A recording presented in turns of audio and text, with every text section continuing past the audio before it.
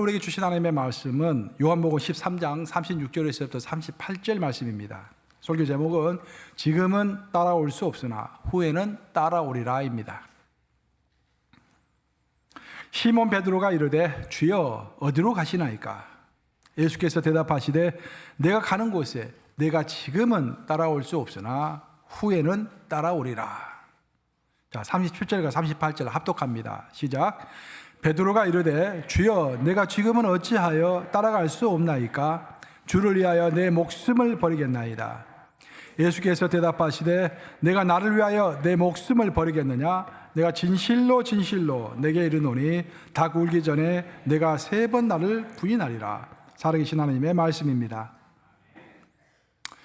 신약 성경에 나오는 사복음서 마태, 마가, 누가, 요한복음을 보시면은 우리 예수님께서 이 땅에서 어떻게 사셨는가 그 내용이 구체적으로 펼쳐집니다. 우리 예수님은 이 땅에서 사실 때 크게 두 지역에서 주로 사셨습니다.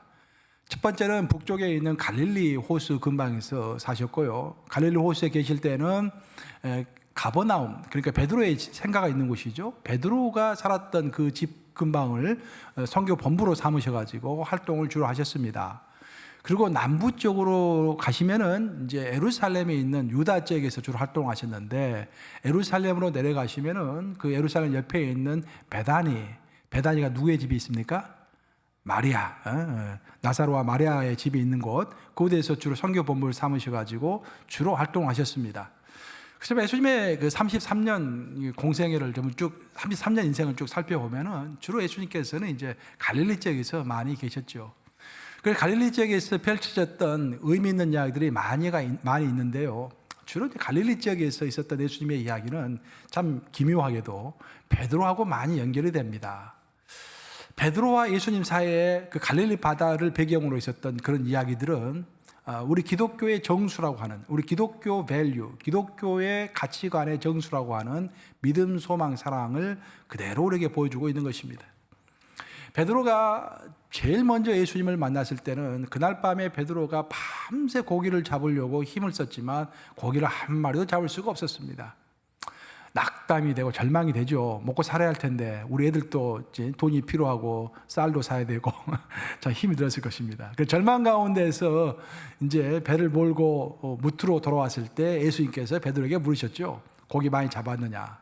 한 마리도 잡지 못했습니다. 내가 밤새 수고했지만 한 마리도 잡지 못했습니다. 예수님께서 깊은 곳으로 가서 그물 던지라 라고 했던 유명한 말씀하십니다. 근데 베드로는 너무도 낭만 가운데 있었기 때문에 내가 깊은 데로 가서 그물을 던지라, 그 한마디가 그 마음의 소망이 되었던 것입니다. 베드로는 그 유일한 예수님의 말씀을 소망으로 삼고 깊은 곳으로 가서 그물을 내렸죠. 그리고 많은 물고기를 잡게 됩니다. 이로써 갈릴리 바다는 첫째로 소망의 장소로 제시가 되는 것입니다. 이후 베드로는 예수님을 따라서 예수님의 제자가 되었고 이것저것 많은 것을 경험했습니다. 그러다가 예수님은 놀랍게도 오병이어의 기적을 베푸십니다. 그 수많은 사람들을 먹이시는 기적을 베푸신 것이죠. 그 기적을 두 눈으로 똑똑히 목격한 베드로는 가슴이 뿌듯했습니다. 그리고 밤이 되어가지고 이제 장소를 옮기기 위해서 그 12제자가 배를 타고서, 예수님은 남겨둔 채 자기들만 배를 타고서 갈릴리 호수를 건너가게 되죠. 그때가 새벽이었습니다.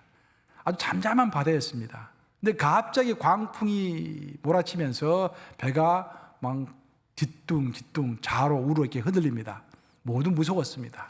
모두 무서워가지고 비명을 지르고 있을 때 그 물 위를 걸으셔가지고 예수님께서 제자들에게 다가오신 것입니다. 그것을 베드로가 맨 처음 목격하고 너무 감격스럽고 너무 감사하고, 그래서 예수님께 큰 소리로 외칩니다.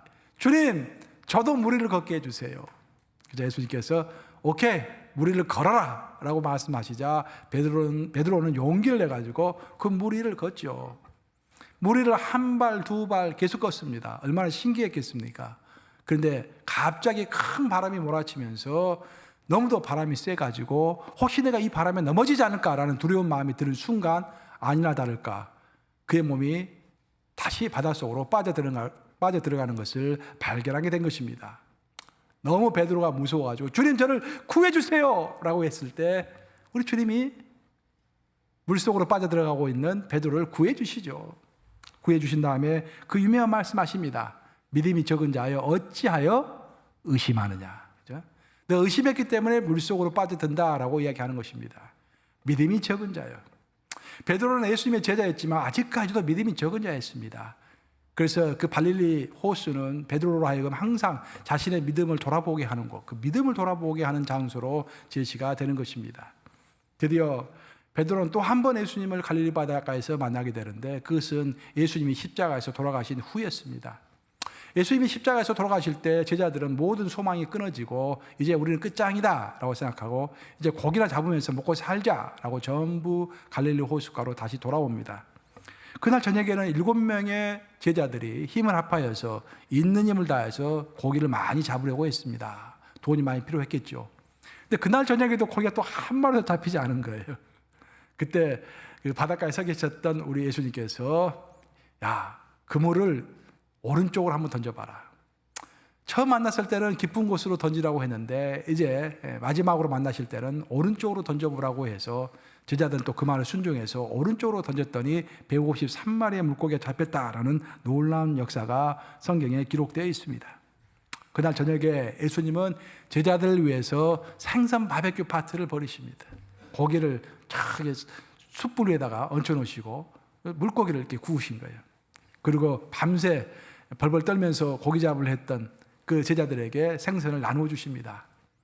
제자들은 영문도 모르고 그냥 꾸역꾸역 그 음식을 다 먹고 식사가 거의 끝나갈 쯤 해가지고 예수님이 베드로에게 묻습니다. 베드로야, 너가 나를 사랑하느냐? 3번을 묻죠. 근데 베드로는 정말 마음이 먹먹했습니다. 그러면서 정말 자신이 예수님을 사랑하고 있는지, 혹시 마음 중심에는 사랑하는 마음이 없으면서 입으로만 사랑하고 있는지 자기 스스로를 돌아보게 되는 것이죠. 그래서 갈릴리 바닷가는 베드로의 사랑을, 예수님을 향한 사랑을 다시 한번 돌아보게 하는 그런 장소로 제시가 되는 것입니다. 이렇게 갈릴리 바닷가는 우리에게 믿음, 소망, 사랑 이 3가지를 스스로 돌아볼 수 있는 장소로 우리에게 제시가 됩니다. 그리고 믿음, 소망, 사랑이 베드로를 중심으로 해서 모든 이야기가 전개가 되었다는 것은 굉장한 사건입니다.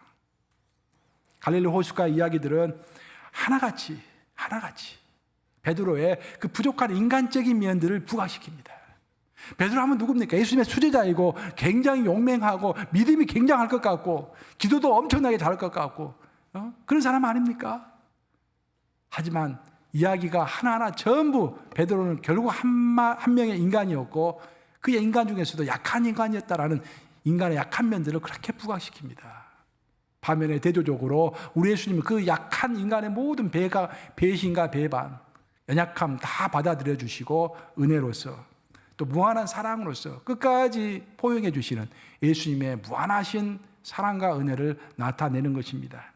바로 그래서 정말 우리가 갈릴리 바다의 이야기를 쭉 묵상할 때마다 겸손해지지 않을 수가 없습니다. 여러분 가운데 혹시 나는 믿음이 있어라고 자랑하시는 분이 있습니까? 저 사람은 믿음이 없는 것 같아. 나는 사랑이 있어. 저 사람은 가짜야. 겉으로만 사랑해. 실제로 사랑이 없어. 라고 하신 분이 있습니까? 우리 모두 이야기를 줄로 믿습니다. 우리 모두가 믿음, 사랑, 소망이 없는 거예요. 오직 우리 하나님의 은혜와 끝없는 사랑이 있을 뿐입니다. 베드로의 이야기를 들으면서 우리는 우리들의 신앙을 돌아보게 됩니다. 신앙생활을 할 때 베드로의 약점이 곧 나의 약점인데 나는 어떻게 이런 약점을 다 이렇게 떨쳐버리고 진짜 예수님답게 예수님 닮은 그런 삶을 살 수 있을까? 그런 고민을 해보지 않을 수가 없는 것입니다. 우리가 제대로 신앙생활을 한번 해보려고 하면은 그 누구든지 구도자적인 고민에 휩싸이게 됩니다. 우리는 결국 구도자죠, 구도자. 도를 추구하는 자들입니다. 세상에서의 평판이나 세상이 말하는 진리가 아니라 정말 하나님의 진리를 추구하는 구도자들이죠, 우리들은. 그 때문에 진짜로 하나님의 진리를 내가 알 뿐만 아니라 실천하고 있는가라는 것을 생각하면 고민하지 않을 수가 없습니다. 기독교 역사에서 초대교회에 있었던 그 사도들의 이야기를 구체적으로 쓴 책들이 있습니다. 그 책을 보통 외경 사도행전이라고 하는데 예를 들어서 베드로 행전, 또 요한 행전, 바울 행전 그런 책들이 있습니다. 그 책들이 이제 상당히 그 성경적이에요. 성경이 될 뻔했는데 그래도 완전하게 성경으로 포함시키기에는 약간 미진하다 해가지고 성경에 포함되질 않았습니다. 하지만 많은 사람들이 참조하는, 성경처럼 참조하는 그런 책이에요. 그래서 외경 사도행전이라고 하는 것입니다. 거기 읽어보면은, 베드로 행전을 읽어보면은 베드로의 이야기가 아주 구체적으로 다 나와 있습니다. 바울의 행전, 요한 행전, 그런 책들이. 그 책들 중에서도 가장 권위가 있는 책이 바로 베드로 행전입니다. 그 베드로 행전을 이제 읽어보면은, 베드로는 결국 인생 말년에 로마에 가서 로마에서 활동하다가 순교를 하게 됩니다. 그 책에 따르면은 원래 로마 교회는 이제 그 바울이 그 담임 목사를 했던 교회죠. 나중에 이제 감옥에 끌려가면서 그 영향을 줬던 교회입니다. 근데 그 바울이 교회와 이제 작별을 하고서 사바나로 가게 됩니다. 스페인으로 가게 되죠. 그 당시에 이제 땅끝이라고 한다면은, 오늘날 땅끝은 뭐 저 아프리카나 뭐 그런 데를 땅끝이라고 하겠지만, 그 당시에 땅끝 하면은 서쪽, 유럽의 서쪽, 가장 서쪽에 있었던 스페인이 땅끝이었습니다. 그래서 그 스페인까지 이제 가서 내가 땅끝까지 이르러서 주의 복음을 전파하리라 라는 그런 각오로 사도 바울이 스페인까지 가게 된 것입니다. 그러다 보니까 로마 교회는 이제 담임 목사가 없어진 거예요. 그 담임 목사가 없는 그 빈 공간을 틈타서 요술사 시몬이 이제 로마로 오게 됩니다. 그 요술사 시몬은 요술을 아주 잘 부렸어요. 기적과 이사를 잘 베풀고 막 성령의 은사도 막 예언도 해버리고 막 대단한 거 이게. 그 사람들이 혹 빠져가지고 저 사람이 진짠가 봐 그러면서 전부 마술사 시몬을 따라가게 됩니다. 그 소식을 베드로가 듣고 시몬은 가짜다라는 것을 알고 있었기 때문에 베드로가 서둘러서 로마에 들어오게 되는 것입니다. 그래서 영적 전투가 벌어집니다. 시몬과 요술사 시몬과 베드로 사이에 영적 전투가 벌어지고 베드로가 승리를 하죠. 그리고 베드로가 로마 교회를 접수해서 담임 목사가 되는 것입니다. 근데 베드로가 와서 교회를 이제 치리하면서 교회가 마술 충만, 성령 충만 이렇게 해 나가니까, 기도 충만 이렇게 해 나가니까 항상 교회가 진리 가운데 있을 때는 시기하는 사람이 많고 그 내부에서도 반대하는 사람이 많고 사탄 마귀가 자꾸 가만두질 않지 않습니까? 그래서 로마 시티에 있었던 로마의 집정관, 그 최고의 지도자였던 그 당시에 아그리빠라는 사람의 미움을 받게 됩니다. 그래서 베드로는 아그리빠가 자기를 미워한다라는 것을 알게 되었고, 얼마 있지 않아서 자기는 죽게 될 것이다라는 사실을 알게 되는 것이죠. 그래서 그 죽음이 두려워가지고 하루는 베드로가 밤에 한밤중에 몰래 도망을 하게 됩니다. 그래서 그 로마의 벌판을 지나서 새벽 가까이 됐을 때, 동이 틀 때, 그때 한참 도망을 가고 있는데 거기서 부활하신 예수님을 만나게 되는 거예요. 그 이야기가 베드로 행전에 쭉 나오고 있습니다. 이 장면을 이제 폴란드의 그 작가, 유명한 작가, 그러니까 노벨 문학상을 받았던 시엔키비치가 그 베드로 행전에 나와 있는 이 장면을 배경으로 해가지고 소설을 쓰죠. 이 소설은 반은 진실, 반은 소설입니다. 그래서 이제 시엔키비치가 쿠바디스라는 제목으로 영화로도 나왔습니다. 쿠바디스라는 제목으로 해가지고 소설을 쓰게 됩니다. 그 소설을 읽어보면은 이렇게 되어 있어요. 이제 결정적인 장면이 나오는데 이런 이야기가 나옵니다. 다음날 새벽 베드로는 로마를 떠나기 위하여 들판을 걷고 있었다. 그때 베드로는 그리스도께서 햇빛을 등지고 자기 쪽으로 걸어오시는 환상을 보았다. 베드로는 놀라움과 기쁨, 황홀감에 젖어 땅에 무릎을 꿇고 두 발을 쳐들며 큰 소리로 외쳤다. 오 그리스도시여, 오 그리스도시여. 그리고 누군가의 발에 입을 맞추기라도 하듯이 땅에 머리를 대고 오랫동안 있었다. 그는 흐리끼면서 이렇게 소리쳤다. 쿠바데스 도미네, 주여 어디로 가시나이까. 그러자 베드로의 귀에 온화하면서도 슬픈 목소리가 들렸다. 베드로야, 내가 어린 양들을 다 버렸으니 내가 다시 한번 십자가에 못 박히려고 로마로 돌아가고 있단다. 이 충격적인 말을 들은 베드로는 한참 후에야 몸을 일으킬 수 있었습니다. 그리고 그는 입을 꼭 다문 채 가던 길을 돌아서 다시 로마를 향해 발길을 돌렸다. 이게 이제 쿠다비스 그 소설에 나오는 아주 그 절정적인 그런 장면입니다. 이 베드로는 로마 집정관인 아그리빠에게 잡히죠. 잡혀가지고 사형 선고를 받게 됩니다. 사형 선고를 받으면서 베드로가 한 가지 아그리빠에게 부탁을 합니다. 내가 십자가에 못 박힐 때 그냥 십자가에 달지 말고 내 머리를 거꾸로 해가지고 나를 거꾸로 십자가에 매달라라. 그렇게 부탁을 합니다. 그래서 베드로는 십자가에서 못 박혀 죽을 때 거꾸로 매달려서 죽었습니다. 우리 예수님과 똑같이 죽을 수가 없다. 나는 죄인인데 예수님과 똑같이 죽을 수가 없다 해서 거꾸로 매달려 죽었던 거예요.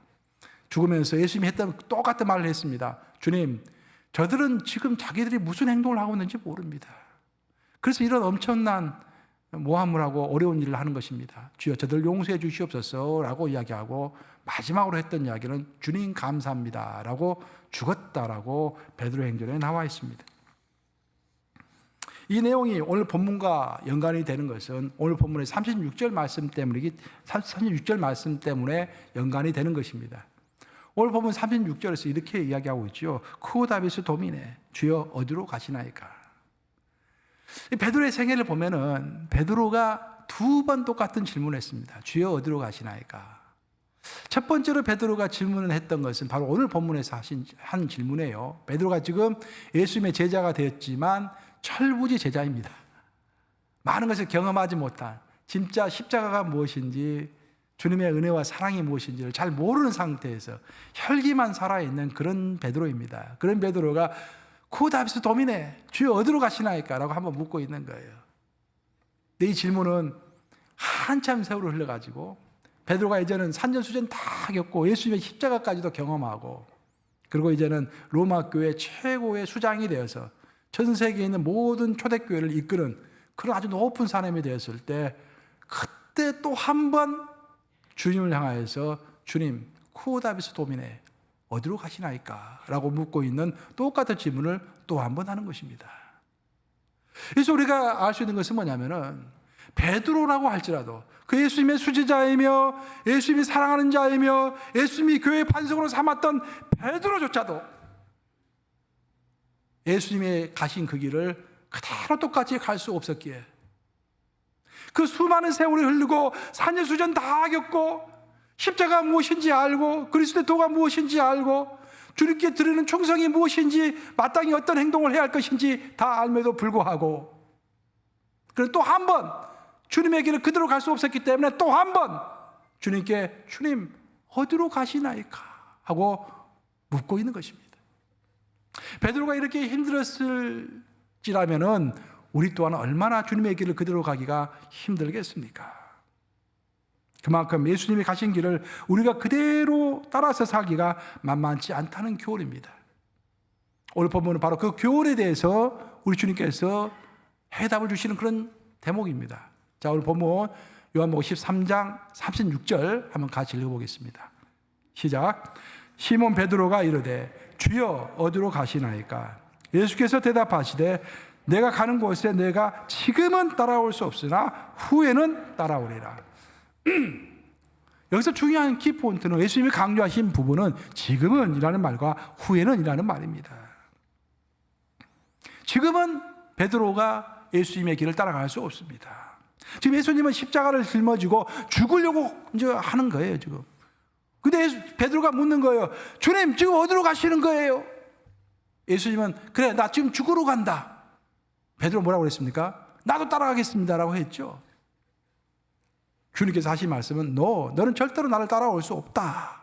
너는 닭이 울기 전에 3번 나를 부인할 것이다 라고 말씀하시죠. 지금은 따라갈 수 없는 거예요. 근데 키포인트는 지금이 아니라 후에는 이라는 말이에요. 후에는 따라올 수 있으리라. 후에는 어떤 후일까요?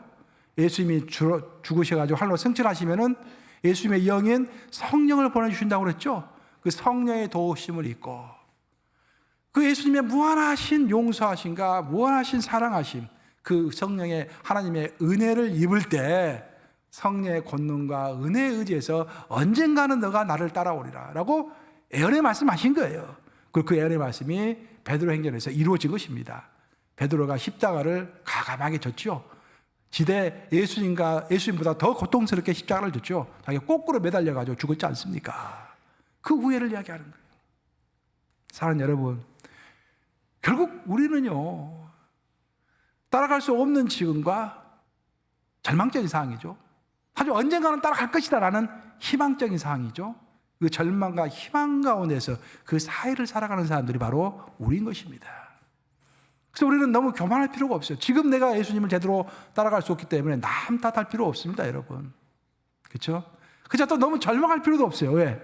언젠가는 주님의 길을 따라갈 것이기 때문에. 그 사이를 우리는 지금 살아가고 있는 거예요.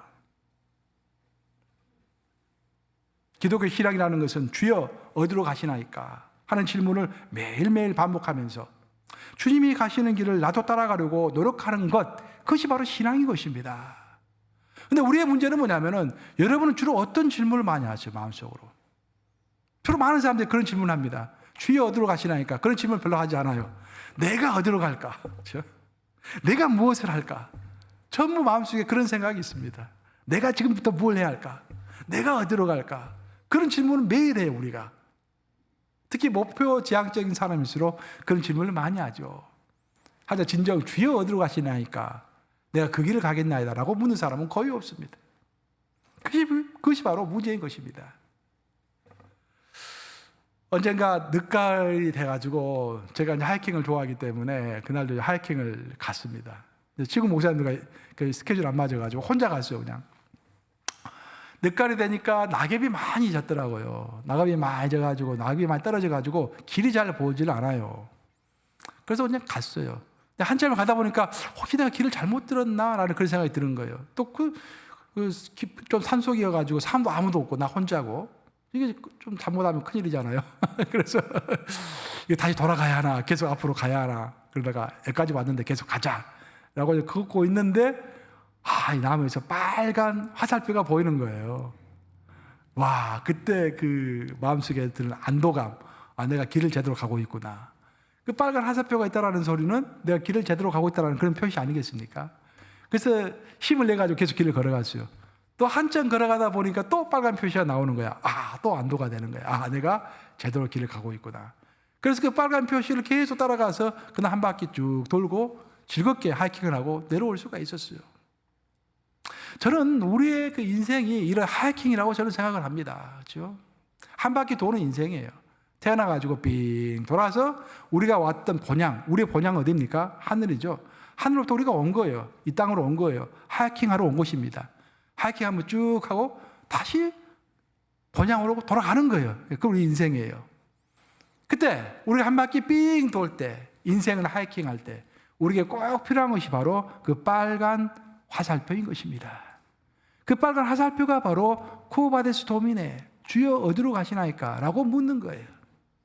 내가 어디로 가야 합니까가 아니라 주여 어디로 가시나이까? 라고 묻고 그 길을 하루하루 물어보면서 주님 가신 길을 내가 용기를 내서 따라갈 때 그것이 바로 신앙생활인 것입니다. 우리가 기독인이 되었다라는 것은 이제는 나의 길을 가는 것이 아닙니다. 이제는 내 길을 버리고 나의 주인이 되시는 예수님의 길을 가는 것입니다. 그래서 우리가 항상 물어봐야 돼요. 주여 어디로 가시나이까? 나도 그 길을 걷기를 원합니다.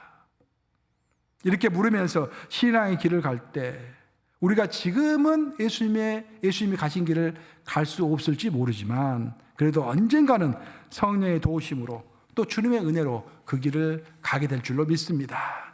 그래서 우리에게 희망이 있는 거예요. 우리 기독인은 항상요, 절망과 희망 그 사이에서 이게 외줄타기를 하는 그런 신앙입니다. 그런 사람들이에요. 한편으로 보면 굉장히 절망스럽죠. 우리의 현실이. 그렇지 않아요, 여러분들? 오늘 예배 드리면서 은혜 충만했는데 내일은 은혜가 하나도 없어. 오늘은 내가 사랑이 많은 사람인데 내일은 사랑이 하나도 없어져 버려. 그렇죠? 오늘은 믿음으로 모든 것을 태산을 옮길 것 같은데 내일이 되면은 내 현실을 돌아보면은 믿음이 하나도 없어져 버려요. 굉장히 절망적입니다. 하지만 우리에게는 약속이 있죠, 약속. 성경을 깨뚫고 있는 창세기부터 요한계시록까지 깨뚫고 있는 주제는 약속입니다. 언약, 약속이에요. 언약은 우리에게 희망을 주는 것입니다. 언젠가는 우리가 약속의 땅, 가나안 땅에 들어가게 될 것이다. 언젠가는 우리가 부활의 몸을 입게 될 것이다. 언젠가는 예수님이 지셨던 십자가를 베드로처럼 나도 죽는 그날까지는 질 수 있을 것이다 라는 희망 속에서 살아가는 것입니다. 이제 말씀 마무리합니다.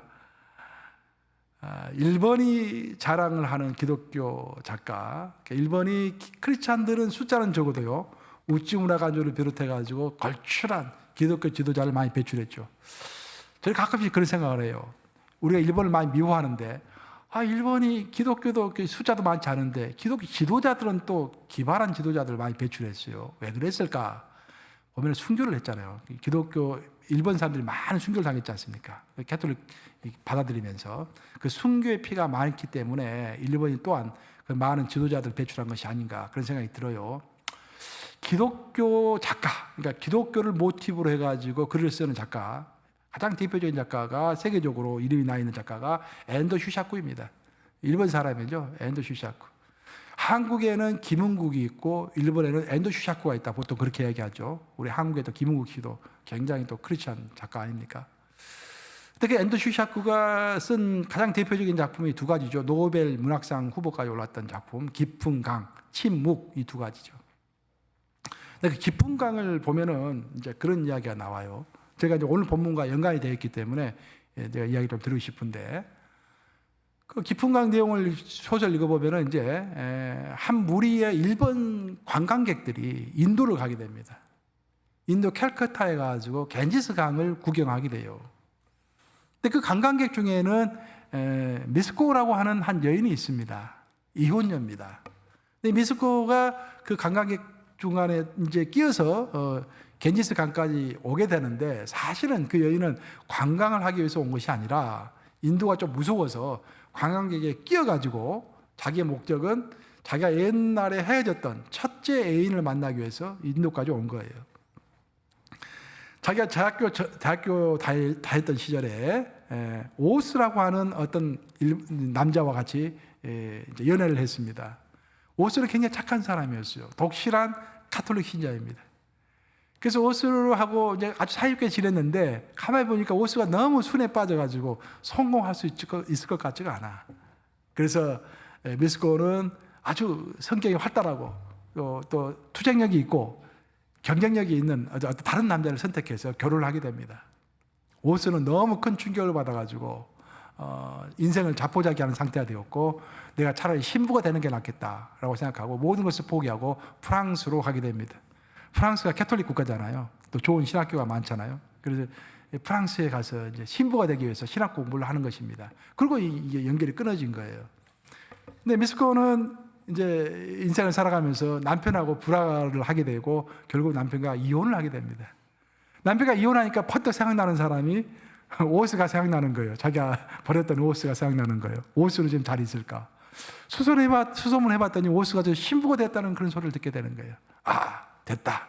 신부가 됐으면 결혼하지 않았겠구나. 그래서 오스를 설득해가지고 시부를 그만두게 하고 다시 결혼해가지고 행복하게 살아야겠다라고 결심을 하게 됩니다. 그래서 오스가 지금 인도에 있다는 소식을 듣고 오스를 찾아서 인도까지 오게 되는 거예요. 그래서 인도에 와서 수소문을 해봤더니 오스가 겐지스 강가에서 사역을 하고 있다라는 소식을 듣게 되는 것입니다. 그 오스는 겐지스 강가에서 무슨 사역을 하고 있을까? 인도는 힌두교도들이 많죠. 힌두교도들의 평생 소원이 하나 있는데, 그것은 겐지스 강가에서 죽기 전에 최소한 한 번은 겐지스 강가에 가가지고 몸을 담고 거기서 목욕하는 것이 평생 소원입니다. 마치 우리 크리스찬들이 예루살렘에 한번 가보는 거, 그 똑같은 그런 소원이죠. 근데 너무 이제 멀기도 하고 또 이제 부자나 이렇게 건강한 사람들은 뭐 가는데 큰 문제 없겠죠. 언제든지 갈 수 있으니까 몸도 건강하고 그러면은. 근데 문제는 돈이 없는 사람들, 가난한 사람들은 겐지스 강까지 가려면 여비가 이제 마련할 길이 없는 거예요. 비싸니까. 그리고 또 몸이 약한 사람들은 거기까지 또 몸이 약해서 갈 수가 없는 거예요. 그래서 문제는 가난하고 몸이 약한 사람들이 문제가 되는 것입니다. 그래서 오스가 그것을 알고서 어떤 사역을 하고 있냐면은 가난하고 몸이 약해가지고 겐지스 강가까지 갈 수 없는 사람들, 그 사람을 불러서 자기가 업어가지고 겐지스 강가까지 넣어주는 것, 그 사역을 하고 있는 거예요.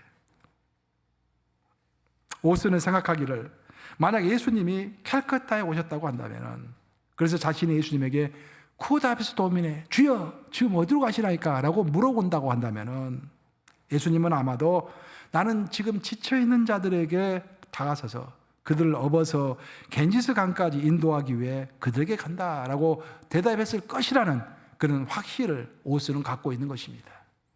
그래서 예수님이 가시는 그 길을 가기 위하여 겐지스 강가에서 어찌 보면 크리스천도 아니죠. 힌두 교도들이죠. 힌두 교도들이 그들의 율법을 완수할 수 있도록 도와주는 그런 사역을 하고 있었던 것입니다. 기가 막힌 모티브 아닙니까?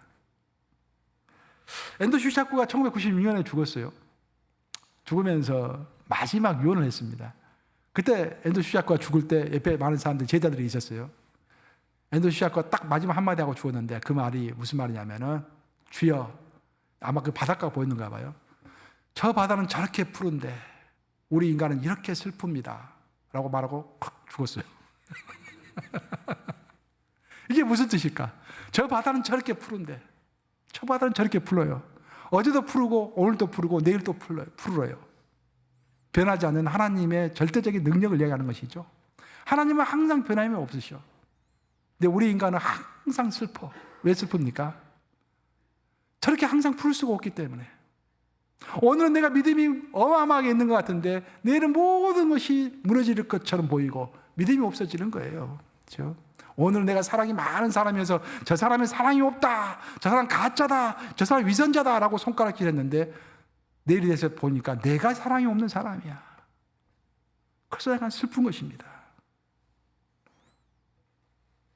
우리 인간이 슬픈 이유는 예수님은 온 인류를 위해서 자신의 목숨까지도 단 한 번에 가감없이 고민도 하지 않냐고 주실 수 있는 그런 삶을 사셨지만 우리는 인간이기 때문에 나에게 주어진 환경이 있지 않습니까?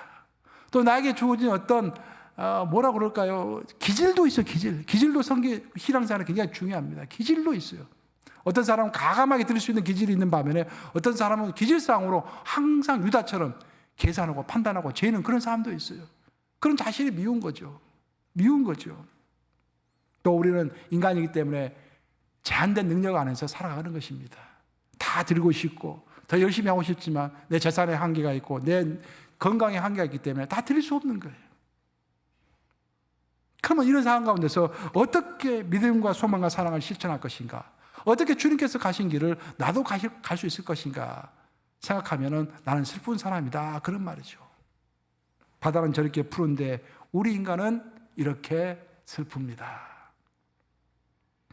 고민하는 우리들에게 오늘 본문 말씀 통해서 우리 예수님께서 해답을 주시죠. 내가 가는 곳에 내가 지금은 따라올 수 없지만 후에는 따라오리라. 이게 결론인 거예요. 지금은 예수님이 가신 길을 그대로 따라갈 수 없기 때문에 우리는 슬픕니다. 하지만 후에는 따라갈 수 있을 것입니다. 성령께서 나를 도우시고 하나님의 무한한 은혜가 나와 함께 하실 것이기 때문에 베드로가 마지막 죽는 순간에 예수님이 가신 길을 갔던 것처럼 또 예수님이 우리에게 약속하신 것처럼 나보다도 더 큰 일을 너희들이 할 수 있을 것이다 라고 약속했던 것처럼 성령의 능력 안에서 언젠가는 우리가 그 길을 가게 될 것입니다. 그래서 우리는 희망을 가집니다. 그리고 그 슬픔과 그 희망 그 사이에서 우리는 하나님과 사람들 앞에서 부끄러움이 없도록 나름대로 오늘 최선을 다하고 노력하는 것입니다. 슬픔과 희망 사이에서 항상 몸부림치면서 신앙의 정진을 꾸준히 이루어 가시는 우리 모두가 되시기를 우리 주님의 이름으로 축복합니다. 기도하셨습니다. 쿠다비스 도미네